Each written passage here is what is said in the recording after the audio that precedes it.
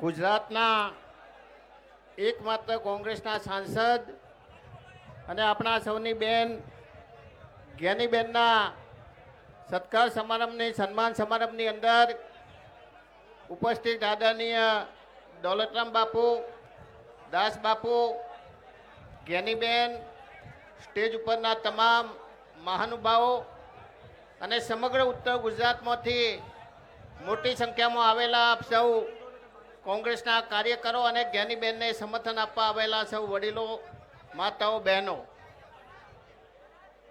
છેલ્લા ઘણા સમયથી ભારતીય જનતા પાર્ટીને એમ હતું કે ગુજરાતની અંદર અમે 26 લોકસભાની સીટો જીતવાના છીએ. એમને અભિમાન હતું. એ અભિમાન તોડવાનું કોઈએ કામ કર્યું હોય તો એ બનાસકાંઠાની જનતા અને જ્ઞાનીબેને કર્યું છે. માટે બનાસકાંઠાની જનતાને લાખ લાખ અભિનંદન આપું છું.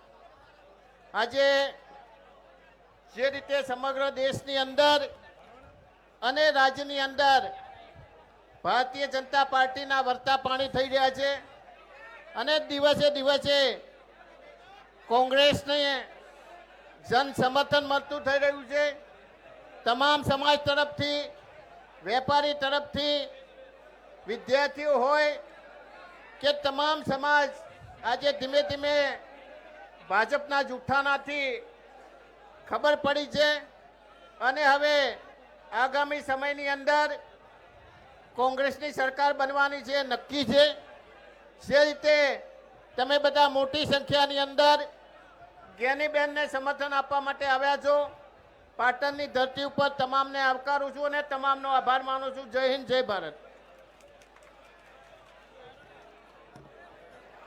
આભાર કિરીટભાઈ પટેલ, ધારાસભ્ય શ્રી પાટણ. અને હવે